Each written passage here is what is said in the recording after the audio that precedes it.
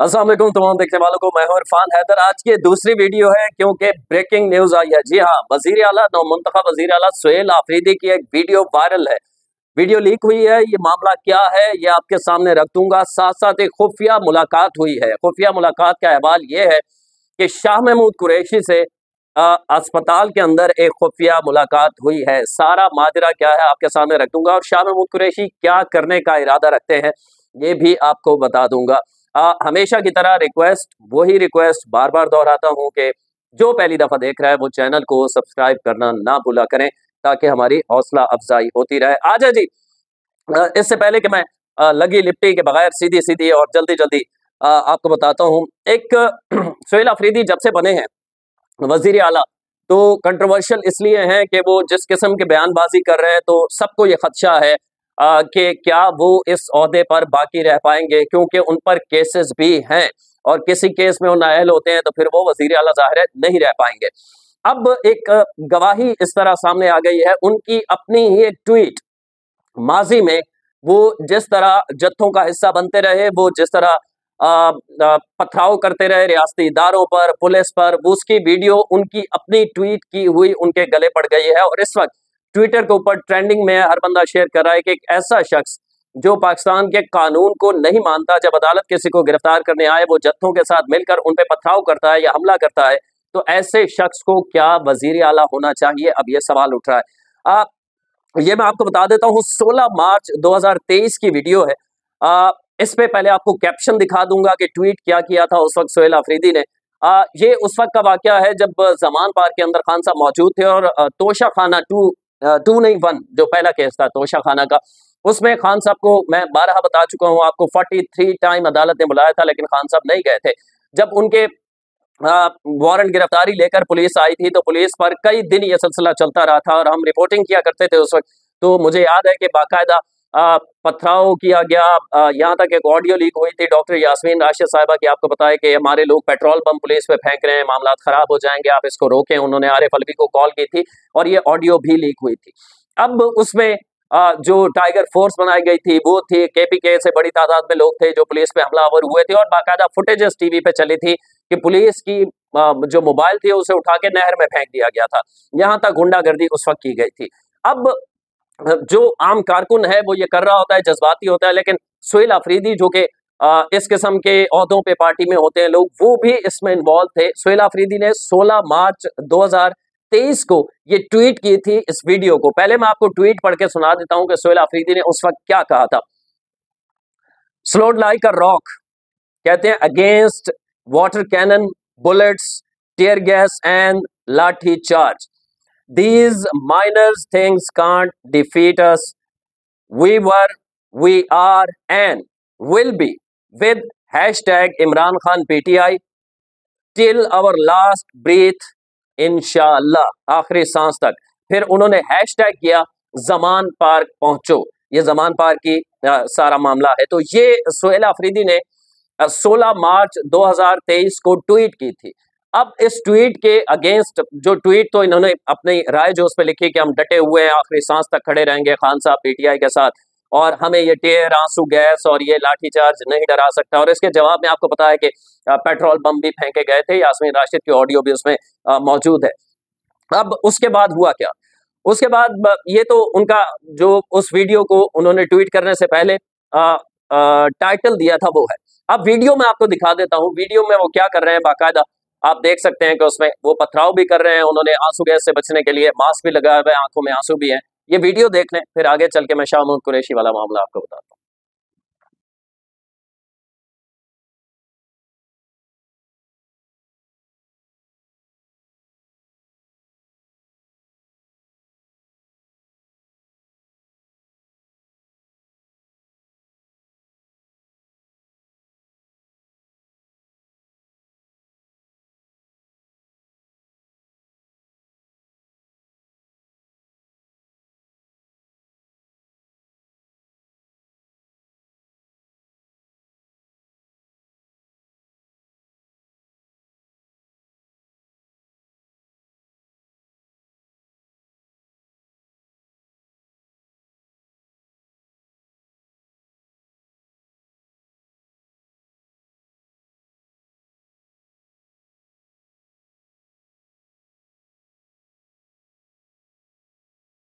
तो ये वीडियो आपने देख ली।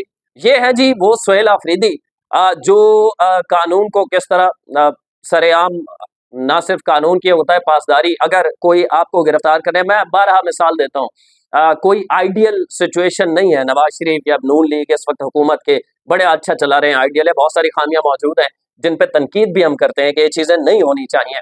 जिस तरह ख्वाजा आसिफ साहब ने खुद एतराफ किया हुआ है वजीर दिफा ने कि हाइब्रिड निज़ाम है, और ये वो मुल्क के अंदर देखें जब आइन के मुताबिक जमहूरियत हो तो फिर जमहूरियत के अलावा कोई निज़ाम काबिल कबूल नहीं होता। ये सारी चीज़ें अपनी जगह, लेकिन नून लीग का या पीपल्स पार्टी का कम से कम ये रिकॉर्ड नहीं है कि जब किसी को आसिफ अली जरदारी की गिरफ्तारी हो, फलियाद तालपुर की गिरफ्तारी हो, या नवाज शरीफ की गिरफ्तारी हो, या मरियम नवाज या किसी की भी, तो वो इस तरह रेजिस्ट करें, इस तरह लाठीचार्ज करें, अपने कारकुनों को आगे कर दें, उनका ये रिकॉर्ड नहीं है। और मैं अक्सर कहा करता हूं कि 302 पेशियों पे पनामा केस में नवाज शरीफ पहुंचे थे, और उस वक्त वो वजीर आजम थे, आम आदमी नहीं थे। वजीर आजम होते हुए वो सुप्रीम कोर्ट और JIT के सामने पहुंच जाया करते थे। अब केस सच्चा था झूठा था ये एक अलहदा बहस है, लेकिन आपको जब अदालत बुलाए तो पासदारी करना पड़ती है, ना कि आप अपने कारकुन सामने कर दें, जो कि बहुत गलत एक तासुर दिया जाता है। क्योंकि रेड लाइन आपको पता है ना, उस वक्त कहा जाता था खान साहब हमारी रेड लाइन है। जब आप लोगों के अपने कारकुनों के जहन में ये भर देंगे कि जो खान साहब की गिरफ्तारी है शायद वो कानून से बालातर है, लोगों का ये जहन आप बना देंगे, तो फिर इसी तरह होगा। जब उनको गिरफ्तार हुआ फिर उसके बाद हमने देखा कि 9 मई भी हुआ, ये जमान पाक से चलते चलते 9 मई तक आहिस्ता आहिस्ता मामला आए। ऐसा नहीं हुआ, कहते हैं ना वक्त करता है परवरिश बरसों, हादसा एकदम नहीं होता, तो एकदम ऐसा नहीं था कि बस फौरन से 9 मई हो गया। जाहिर है वो जो आप जहन साजी कर रहे थे वो वहां तक पहुंची। मैं ये नहीं कह रहा कि खान साहब ने खुद, इमरान खान ने ऑर्डर दिया कि ये करो, लेकिन वो जो जहन साजी थी उससे इतना इश्तियाल हुआ कि जैसे खान साहब को गिरफ्तार करना शायद कोई कानून से बाला आदमी है, कानून से बड़ा आदमी है, और उससे गिरफ्तार कभी नहीं किया जा सकता, और अगर गिरफ्तार करेंगे तो फिर हम रियासती कानून की ऐसी की तैसी कर देंगे। तो ये वाला मामला हुआ था। अब इसके बाद भी सवाल यहाँ पे हुकूमत पे भी है। एक तरफ तो अब 9 मई जमान पर ये वो करते हैं, ऐसे शख्स को अभी तक गिरफ्तार क्यों नहीं किया गया जो बाकायदा मज़ाहमत कर रहा है फिजिकली, मतलब पत्थर मार के, और जिस तरह वो ऊपर चढ़ा हुआ है वीडियो में आपने देखा। तो ऐसे शख्स के खिलाफ कानूनी कार्रवाई अब तक क्यों नहीं अमल में लाई जा सकी, और अगर वो किसी केस में है तो वो केस आगे क्यों नहीं चल पा रहा। और ये जाहिर है ये हुकूमत की, नून लीग की बहुत बड़ी नाकामी है। मैं इसलिए नहीं कह रहा कि सुहेल आफरीदी वजीर आला बन गया, अगर वजीर आला वो नहीं बने थे, इससे पहले भी उनके खिलाफ ये मामला था सरेआम वीडियो, तो क्यों कोई कार्रवाई नहीं की गई। ये वो खामियां हैं मौजूदा हुकूमत की, नाकामियां हैं। चाहे सुहेल आफरीदी की तरह यहाँ नून लीग का अपना भी बंदा हो तो उनके खिलाफ कार्रवाई कानूनी बनती है। मैं ये नहीं कह रहा खुदा न खास्ता उसे गायब कर दें, लेकिन एटलीस्ट उसे अदालत लेके जाएं। आज जी बड़ी खबर, और बड़ी खबर यह है कि अचानक ये खबर आई, फिर मैंने जरा फोन वोन किया इधर उधर, और जो मुलाकात करने वाले थे उनमें से एक से मेरी बात हो गई, और आज रात के प्रोग्राम में भी मेरे वो तशरीफ लाएंगे तो थोड़ा जानने की कोशिश करेंगे कि मामला क्या है। शाह महमूद कुरैशी से आपको पता है कि शाह महमूद कुरैशी जो है इस वक्त PKLI जो Pakistan kidney and liver institute है लाहौर के अंदर, 2017 में बना था, ये शहबाज शरीफ ने बनवाया था, और इसे बड़ा अच्छा अस्पताल कहा जाता है। अब मैं ये कोई शहबाज शरीफ को क्रेडिट नहीं दे रहा, ज़ाहिर है उनकी हुकूमत थी और उनके जिम्मेदारियां हैं कि इस किस्म के काम करें।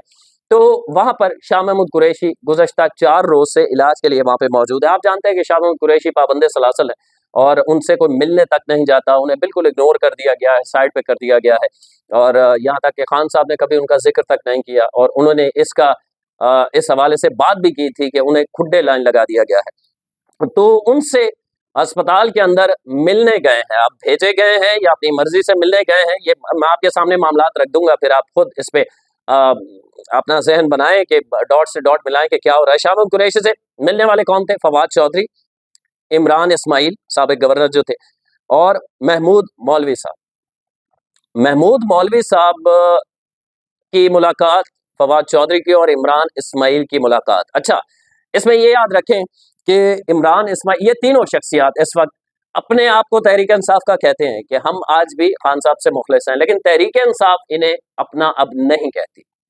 ये शाह महमूद कुरैशी से मिले, और मुलाकात के हवाले से जो ज़राए हमें बता रहे हैं वो ये है कि कोई नई सफबंदी हो सकती है। यानी शाह महमूद कुरैशी को शायद ये एहसास हो गया है कि जिनके, याद रखिएगा शाह महमूद कुरैशी वाइस चेयरमैन है इस वक्त भी तहरीक इंसाफ के, तो शाह महमूद कुरैशी साहब को ये एहसास हो गया है कि जिनके लिए वो जेल काट रहे हैं, जिनके लिए वो सख्तियां बर्दाश्त कर रहे हैं, उन्होंने कभी उन्हें पूछा ही नहीं है। आप पिछले 1-1.5 साल में मुझे बता दें कि किसी सलमान अकरम राजा ने, बैरिस्टर गौहर ने, इमरान खान ने अपनी ट्वीट में या किसी ने शाह महमूद कुरैशी का जिक्र भी किया हो। यानी जो आपके लिए जेल में पड़ा हुआ है, आप तो उसे भूल गए हैं। मतलब जो लोग ज़मान पार खान साहब को रिहा करवाएंगे, कभी उनके मुंह से आपने सुना कि वो शाह महमूद कुरैशी को भी रिहा करवाएंगे हम? वो भी हमारा वाइस चेयरमैन है पार्टी का, उसने कुर्बानी दी है पार्टी के लिए, बहुत कुछ करता रहा है। नहीं, तो अब शाह महमूद कुरैशी को ये एहसास हुआ है और इस मुलाकात का मकसद जो बताया जा रहा है, जो हमें पता चल रही हैं बातें, अब जितना मैं बता सकूं उसी पर इत्तेफाक करें कि एक नया धड़ा तहरीक इंसाफ से अगले कुछ हफ्तों में, कुछ माह में निकल सकता है। और इस धड़े की पोजीशन फिर क्या होगी, इसमें कौन-कौन होगा, कौन-कौन लोग हैं जो मौजूदा पीटीआई जो कि हैक हो चुकी है पूरी वकीलों के हाथों, तो बहुत सारे लोग इसमें खुश नहीं हैं। पिछली वीडियो में मैंने आपको बताया था कि किस तरह सुहेल अफरीदी और गंडापुर आमने-सामने हैं। फिर असद कैसर का एक अलहदा मिजाज है। इसी तरह मिशाल यूसुफजई और सलमान अकरम राजा की ट्विटर पे लड़ाई हो रही है, ये भी मैंने आपको बताया। तो शाह महमूद कुरैशी कोई पॉजिटिव ये नहीं है इस्तिलाह पंजाब की, लेकिन कहते हैं नवा चंद चाड़न लगे, तो कुछ करने जा रहे हैं। और आप देखें कि उनके साथ कौन-कौन खड़ा होगा और क्या खान साहब को माइनस कर दिया जाएगा और ये काबिल कबूल होगा कारकुन के लिए? नहीं, ये तो वक्त बताएगा। लेकिन इस मुलाकात की बहुत अहमियत है। 3 ऐसे रहनुमा जिनको पीटीआई ओन नहीं करती, लेकिन वो अपने आप को पीटीआई का कहते हैं, उन्होंने शाह महमूद कुरैशी से मुलाकात की है, जो 2-3 रोज से लाहौर के एक अस्पताल में इलाज की गर्ज से मौजूद है। अगली वीडियो तक के लिए अल्लाह ने के बाद।